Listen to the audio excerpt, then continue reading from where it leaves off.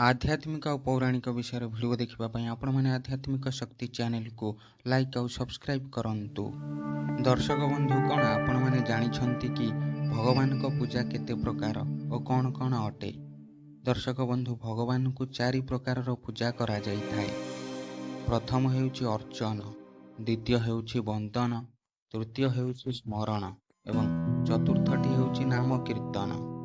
एही चारि प्रकार रूप मध्यरु भगवान को जेकोसी गोटे प्रकार रे पूजा करा जाई पारे।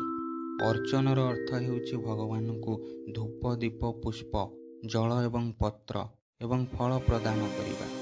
वंदनर अर्थ हेउची भगवान को द्वारा करा जाइथिबा किछि घटना को गायन करिबा। एहा द्वारा मध्य भगवान तांको पूजा ग्रहण करिथांती।